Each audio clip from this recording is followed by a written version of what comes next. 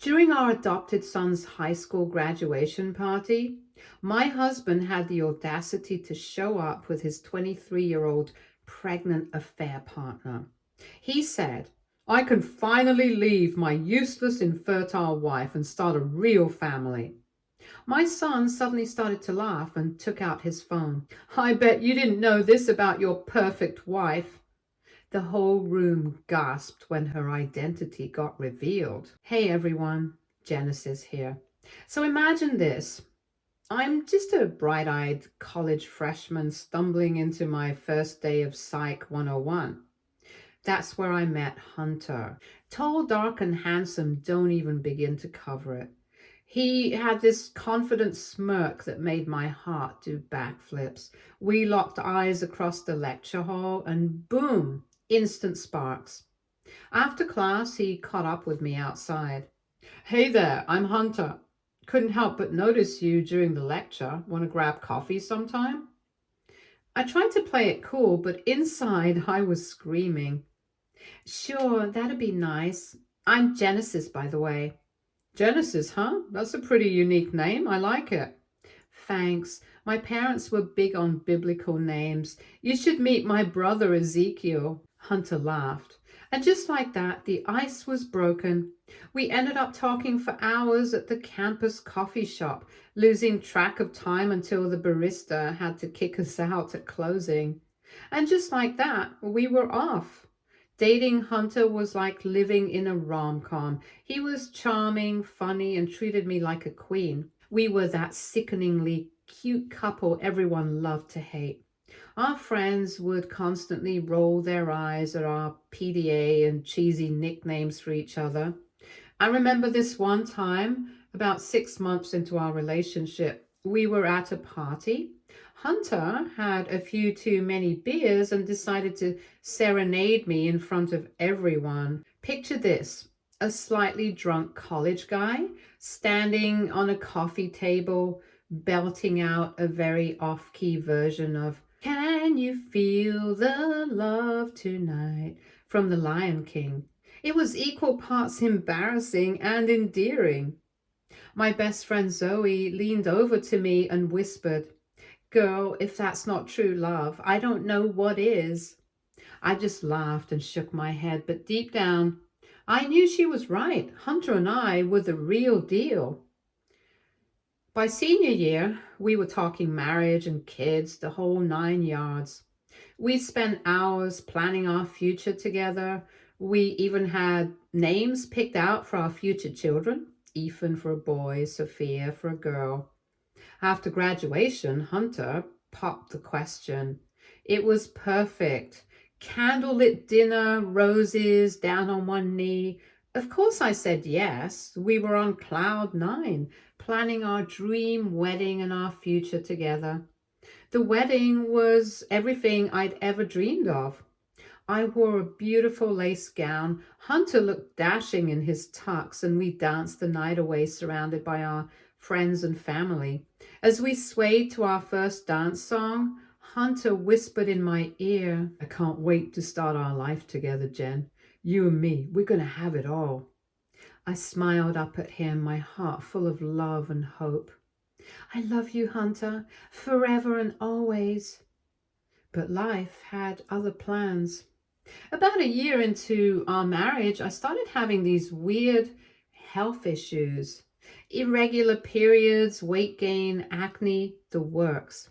At first, I tried to brush it off as stress from my new job, but when things didn't improve, I knew I had to see a doctor.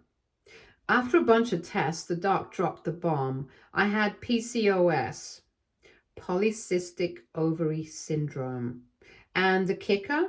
It was going to make getting pregnant really tough. I remember sitting in that sterile doctor's office trying to process what I was hearing. The doctor was still talking, explaining treatment options and statistics, but all I could think about was how I was going to tell Hunter. When I got home that day, Hunter was in the kitchen cooking dinner. He looked up with a smile when I walked in, but his face fell as soon as he saw my expression. "Jen, what's wrong? What did the doctor say?" I burst into tears, barely able to get the words out. I I have PCOS, they said. They said it's going to be really hard for us to have kids. Hunter wrapped me in his arms, holding me tight as I sobbed into his chest. Shh, it's okay, baby. We'll figure this out. There are options, right? We'll do whatever it takes. I was devastated. All those dreams of having a big family, poof, gone just like that. Hunter tried to be supportive, but I could see the disappointment in his eyes. But what if we can't have kids at all? Hunter, I'm so sorry. I feel like I'm letting you down. Hey, look at me. You have nothing to be sorry for, okay? This isn't your fault. We're in this together, no matter what. We spent the next few years trying everything under the sun to get pregnant. Fertility treatments, special diets, and even some wacky herbal remedies my aunt swore by. Nothing worked. Each negative test felt like a punch to the gut. I remember one particularly rough night after yet another failed round of IVF.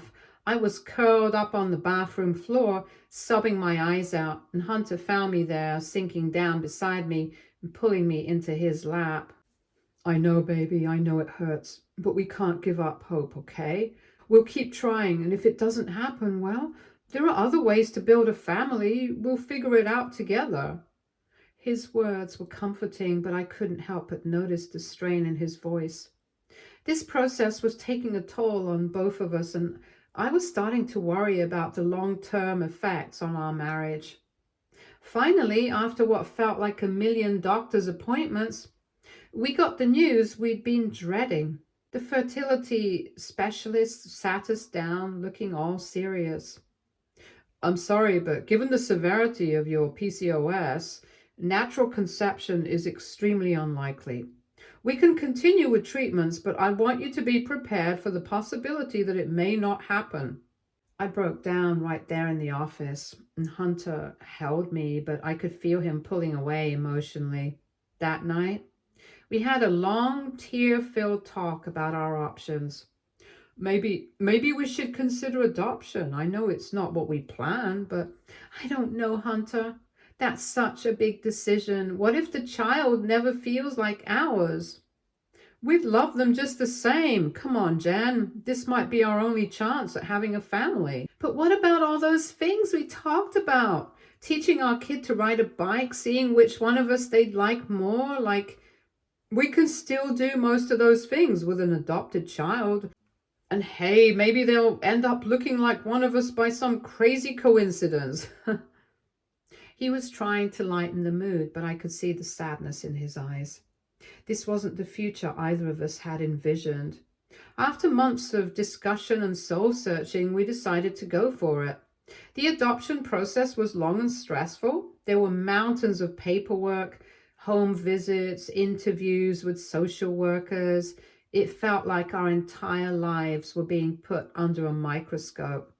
But finally, after what felt like an eternity, we got the call. There was a baby boy who needed a home. I remember the day we went to meet him like it was yesterday. We walked into the foster home, both of us nervous wrecks. The social worker brought him out, this tiny little bundle wrapped in a blue blanket. As soon as I held him, it was like the whole world faded away. He looked up at me with these big, curious eyes, and I was a goner. Oh, Hunter, look at him. He's perfect. Hunter peered over my shoulder, a small smile on his face. He is pretty cute, isn't he? We named him Walker, and just like that, our little family was complete. Or so I thought. At first, everything was great. I threw myself into motherhood, loving every minute of it. Walker was the sweetest kid, always laughing, always curious. I spent hours just watching him sleep, marveling at how this little person had completely changed my life. But as he grew older, I started noticing changes in Hunter.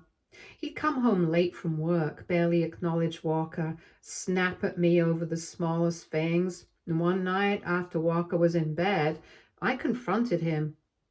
What's going on with you lately? You're barely even looking at Walker. Nothing's going on. I'm just tired, okay? Work's been stressful. Bull. This has been going on for months. Talk to me, Hunter.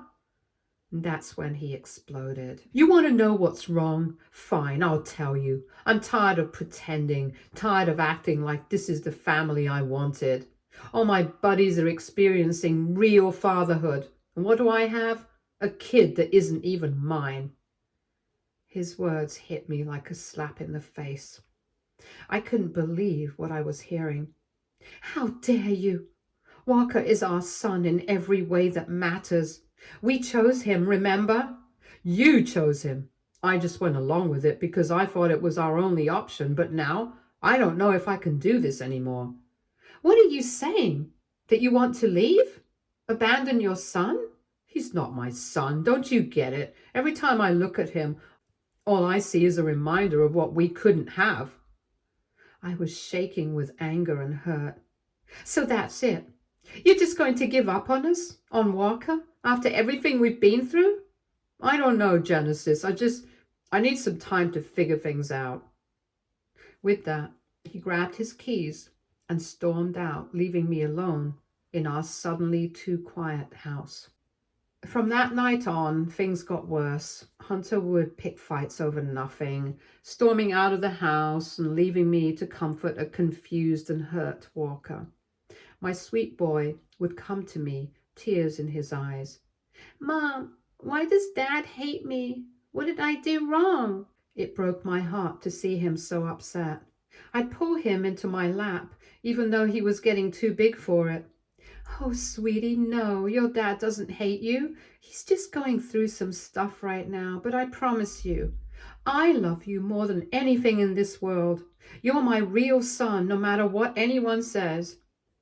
But why doesn't he want to spend time with me? Oh, the other dads come to soccer games and stuff. I know, baby. I'm sorry. I'll talk to him, okay? Maybe we can all do something together this weekend? But my attempts to get Hunter more involved always fell flat. He'd make excuses, cancel at the last minute, or worse, show up and be completely disengaged. As Walker got older, the rift between him and Hunter grew. They'd argue constantly, with Hunter nitpicking everything Walker did. It broke my heart to see my family falling apart. I remember one particularly bad fight when Walker was about 14. Hunter had missed Walker's big soccer game, the championship match that Walker had been practicing for all season. When he finally came home, hours late and smelling of beer, Walker confronted him. Where were you? You promised you'd be there. What's your tone, boy? I had work stuff come up. Bull, you always have work stuff. Just admit you don't care. Maybe I'd care more if you were actually my kid. The second the words left his mouth, I saw regret flash across Hunter's face, but it was too late. Walker's face crumpled, and he ran to his room, slamming the door. I rounded on Hunter, furious. How could you say that to him? He's just a kid. I didn't mean... Oh, forget it. I'm going out. And just like that, he was gone again, leaving me to pick up the pieces. Finally, it was time for Walker's high school graduation. My boy had worked his butt off and was named valedictorian. I was bursting with pride, but of course Hunter had to rain on our parade. The night before the ceremony, we had our biggest fight yet. What do you mean you can't make it? It's your son's graduation. I told you I have an important meeting. I can't reschedule. Oh, give me a break. You've been finding excuses not to be around for years. Just admit you don't want to come. What's your tone, boy? You don't get to talk to me like that. Don't you dare speak to him that way. I'm so sick of your laziness and excuses. Walker deserves better. Better? You want to talk about better? Fine. You'll both be sorry, I promise you that. With that ominous threat, Hunter stormed out. Walker and I tried to shake it off and focus on getting ready for the big day. but I couldn't shake this feeling of dread in my stomach. The morning of the graduation, Walker and I were a bundle of nerves. As we drove to the school, I tried to lighten the mood. "So you nervous about your speech, Mr. Valedictorian?" "Nah, I've got it down pat, although I might have made some last-minute changes." "Oh, what kind of changes?" "You'll see, Mom. Trust me, it's going to be good." There was something in his tone that made me a little uneasy, but I brushed it off as pre-speech jitters. We arrived at the school and I helped Walker get into his cap and gown. As I straightened his tassel, I got a little misty-eyed. "I'm so proud of you, baby. You've grown into such an amazing young man." "Oh, Mom, don't go getting all sappy on me now." "Too late. Now go knock 'em dead with that speech of yours." I made my way into the auditorium, finding a seat near the front. As I waited for the ceremony to start, I couldn't help but feel a pang of sadness that Hunter wasn't there to share this moment. Despite everything, he was still Walker's father. He should have been here. But then, just as the principal was about to start speaking, I heard a commotion at the back of the room. I turned around and my jaw hit the floor. There, strolling in like he owned the place, was Hunter, and on his arm, a young woman who couldn't have been more than 23, sporting a very visible baby bump. The whispers started immediately. I could feel everyone's eyes darting between me and this homewrecker. My face burned with embarrassment and rage. How dare he? How dare he do this today of all days? I was about to march over there and give him a piece of my mind when I felt a hand on my shoulder. It was Walker. "Honey, what are you doing down here? You should be with the other graduates." "I saw them come in. Are you okay, Mom?" I don't know. I can't believe he'd do this today of all days." That's when Walker dropped another bombshell on me. "Don't worry, Mom. I know who that girl is, and trust me, I got everything under control." Before I could ask what he meant, he was being ushered back to his seat. The ceremony started, but I barely heard a word. My mind was racing, trying to process what was happening. Finally, it was time for Walker's speech. He took the stage looking confident and composed. He started off pretty standard, thanking teachers, talking about the future, all that jazz. But then things took a turn. Now, I'd like to take a moment to thank the two people who've had the biggest impact on my life. First, my mom, Genesis. Mom, you've been my rock, my biggest supporter and my best friend. You taught me what real love and sacrifice looked like. I wouldn't be half the person I am without you. I felt tears welling up in my eyes, but Walker wasn't done. And to my dad, Hunter, thank you for teaching me exactly what kind of man I don't want to be. The auditorium went dead silent. You could have heard a pin drop. Walker continued. You see, folks, my dad here has spent the better part of the last decade resenting me for not being his biological son. He's missed birthdays, school events, and pretty much every important moment of my life. And now he's decided to show up to my graduation with his pregnant mistress. Classy move, Dad. Real classy. I could see Hunter's face turning red with anger. He stood up, shouting, "That's enough lies. These are all lies, people. He's just jealous because I'm with someone who can make me a real father. I can finally leave that useless, infertile wife and start a real family. You apologize right now, you ungrateful little..." Everyone was gasping at his words, wondering how someone could be so unhinged and hateful towards their son. Security was making their way to Hunter's side, opting to remove him from disturbing the peace, and more people were looking at me, expecting me to do something, but I was just as blindsided as everyone else. You'd think such harsh and evil words would deter the most stoic of people, but Walker, surprising me as always, just let out a laugh and continued on. Oh no, my son wasn't backing down. Apologize for what? Telling the truth? Oh, but wait, it gets better. You see, that young lady with my dad, her name's Manda. And a fun fact, she used to go to this very high school, didn't graduate though. Want to know why? She got caught selling drugs on campus and did a stint in juvie. The gasps and whispers in the audience were getting louder. Manda looked like she wanted the ground to swallow her whole. I couldn't believe what I was hearing. How did Walker know all this? But wait, there's more. Dad, since you're so keen on having a real family, let me give you a sneak peek of what you're in for. He pulled out his phone and held it up to the mic. This is from Manda's Twitter account. Fair warning, it's pretty wild stuff. What followed was a string of tweets that made even me blush. Mentions of drug use, partying, and some very colorful language and behavior. The principal tried to cut the mic, but Walker dodged him. So congrats, Dad. You finally got the biological kid you always wanted. With your luck, they'll come out already addicted to whatever Mama's been taking. Hope it was worth it. And with that, Walker dropped the mic, literally, and walked off stage. The auditorium erupted into chaos. Parents were shouting, kids were cheering, and poor Amanda looked like she was about to faint. As for me, I was in shock. Part of me was mortified that my son had just caused such a scene at his own graduation, but another part was secretly cheering him on. Security finally managed to escort Walker off stage. He came bounding up to me, grinning from ear to ear. So, what do you think of the speech, Mom? Walker James, I cannot believe you just did that.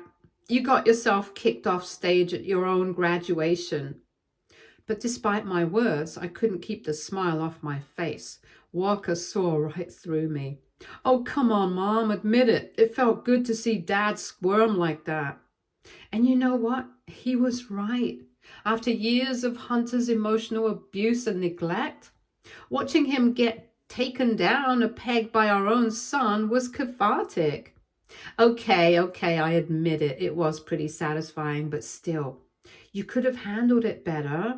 Maybe. But this way was way more fun.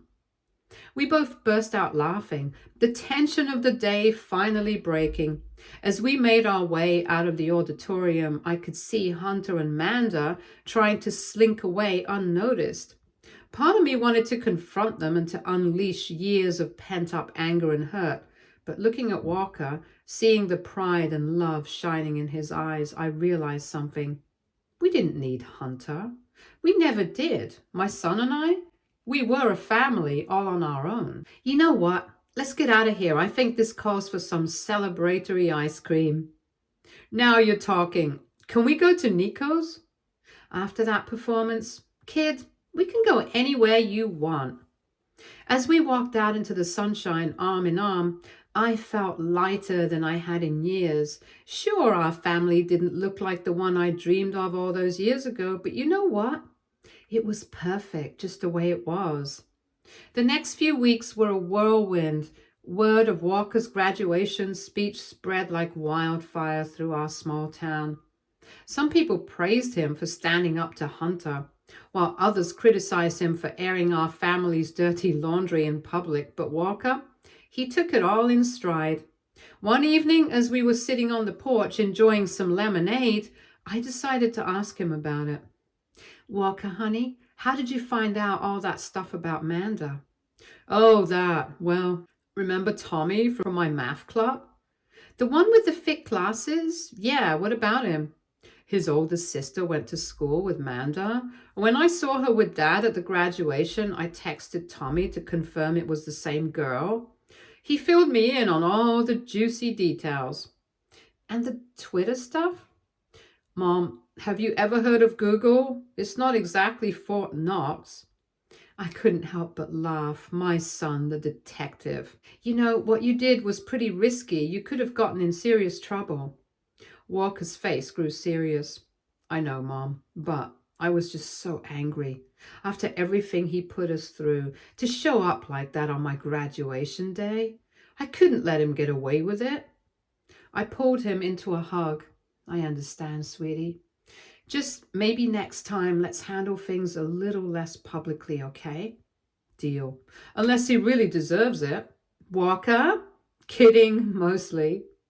As for Hunter, we didn't hear from him for a while after the graduation fiasco, but about a month later I got a call from him.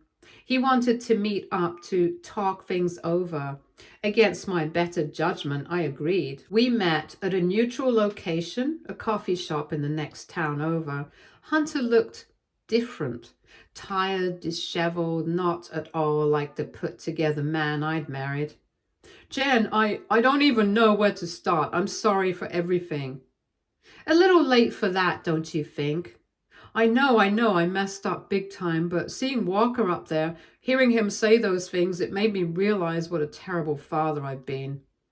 And husband, don't forget that part. And husband, you're right, I've been awful to both of you. I sighed, feeling the weight of years of hurt and resentment. Why, Hunter? Why wasn't our family enough for you? I don't know. I guess I just got so caught up in what I thought I wanted that I couldn't see what was right in front of me. An amazing wife, a brilliant son. I threw it all away. And Manda? What about her and the baby? Hunter looked down at his coffee, his face a mix of shame and regret. That's complicated. She's keeping the baby, but we're not together. Turns out playing happy families with someone barely out of their teens isn't all it's cracked up to be. I felt smug and I reveled in his misery, but mostly I just felt sad. Sad for the life we could have had, sad for the pain our son had to endure. What do you want from me, Hunter? Why are you even here? I want to try to make things right with you, with Walker. I know I don't deserve a second chance, but I cut him off. You're right. You don't, Hunter. You broke us. You broke our family. That's not something you can just fix with an apology and some puppy dog eyes. I know, but maybe we could start small. I'd like to talk to Walker if he's willing, try to rebuild some kind of relationship with him. I thought about it for a long moment. Part of me wanted to tell Hunter to take a hike, to never darken our doorstep again. But then I thought about Walker, and despite everything, Hunter was still his father. Didn't he deserve a chance to have that relationship if he wanted it? I'll talk to Walker. If he's open to it, we can arrange something. But Hunter, if you hurt him again, if you flake out or disappoint him one more time, we're done for good. Understood? Hunter nodded, looking relieved. Understood. Thank you, Jen. I promise I'll do better this time. As I left the coffee shop, I felt a mix of emotions: hope, fear, lingering anger, but also a sense of closure. Whatever happened next, I knew that Walker and I would face it together. When I got home and told Walker about the meeting, his reaction surprised me. He really wants to talk after everything? That's what he says. But honey, you don't have to if you don't want to. It's completely up to you. Walker was quiet for a moment, deep in thought. I think I want to. Not for him, but for me. I've got some things I need to say to him. Are you sure? I can be there with you if you want. Thanks, Mom, but I think this is something I need to do on my own. I pulled him into a hug, marveling at how grown up he'd become. I'm so proud of you, you know that? You're handling this better than I ever could. Well, I learned from the best. The meeting between Walker and Hunter happened a week later. I was a nervous wreck the whole time, pacing the house and checking my phone every 2 minutes. When Walker finally came home, I practically pounced on him. How did it go? Are you okay? What happened? Whoa, Mom, breathe. It was okay, actually. We talked, like really talked, for the first time in forever. And I don't know, he apologized and said he wanted to do better. I told him it's going to take time and that I'm not just going to forgive and forget everything. That's fair. How do you feel about it all? Walker shrugged. Honestly, I'm not sure yet, but I think I want to give him a chance, a small one. Is that okay? I felt a lump in my throat. Oh, honey, of course it's okay. All I've ever wanted is for you to be happy. If having a relationship with your dad is part of that, then I support you 100%. So there you have it, folks. The story of how my son's high school graduation turned into the most dramatic day of our lives. It wasn't pretty, it wasn't perfect, but it was real. And in the end, isn't that what family is all about? Looking back now, I can't help but laugh at the whole situation. Life has a funny way of working out, doesn't it? Hunter got his real family, but at what cost? Meanwhile, Walker and I are closer than ever. Last I heard, Hunter's trying to be a good father to their child. As for his relationship with Walker, well, they're taking it one day at a time. It's not perfect, but it's progress. Walker's off at college now, studying to become a child psychologist. Says he wants to help other kids who've been through tough family situations. I couldn't be prouder. And me? Well, I've started volunteering at a support group for parents of adopted children, sharing our story and helping others navigate the ups and downs of adoption. It's been incredibly healing. You know, sometimes I think about that day in the doctor's office when we got the news about my infertility.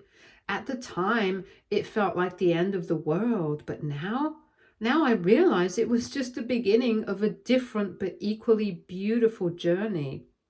To all the adoptive parents out there, or anyone struggling with infertility, hang in there. Your family might not look the way you always imagined, but that doesn't make it any less real or valuable. Love is love. Biology be damned. And to my son Walker, if you're reading this, which you better not be, young man, know that you are and always will be the best thing that ever happened to me. Biology doesn't make a family, love does. And kid, we've got that in spades. So that's our story, folks. It's messy, it's complicated, but it's ours. And you know what? I wouldn't change a single thing about it.